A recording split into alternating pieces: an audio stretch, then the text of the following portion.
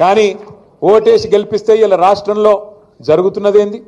ఒకనాడు మన నినాదం తెలంగాణ ఉద్యమంలో నీళ్లు నిధులు నియామకాలు, నీళ్లు నిధులు నియామకాలు. ఇలా రేవంత్ రెడ్డి ప్రభుత్వం వచ్చినాక ఏమైపోయింది? ఆ నినాదం మారిపోయింది. ఇప్పుడు ఏమిటి తెలుసా కొత్త నినాదం? బీఆర్ఎస్ మీద నిందలు, బిల్డర్లతో కాంట్రాక్టర్లతో దందాలు, రాహుల్ గాంధీకి చందాలు. నిందలు దందాలు చందాలు, నీళ్లు నిధులు నియామకాలు లేదు, నిందలు దందాలు చందాలు. తెల్లారి లేస్తే ఎవరిని దోసుకోవాలా, ఎవరిని ఎట్లా బెదిరించాలా, ఎవరిని తోలు వలిచి పైసలు వసూలు చేయాలా, ఎట్లా ఢిల్లీకి డబ్బులు పంపాలా. రేవంత్ రెడ్డి గారు మాటల మనిషి అని మనకు ముందే తెలుసు. మాటలు బాగా చెప్తాడు.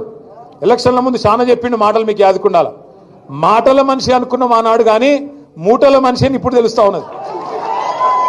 అప్పుడు చంద్రబాబు నాయుడు మూటలు మోసిండు, యాదుకుండాల మీకు. ఓ నల్ల బ్యాగులో దొరికిండు కదా, యాదుకుందా? ఇప్పుడు ఏమో ఢిల్లీకి మూటలు మోస్తున్నాడు. తేడా ఏమీ లేదు. మాటల మనిషి మూటల మనిషి అయిపోయినాడు.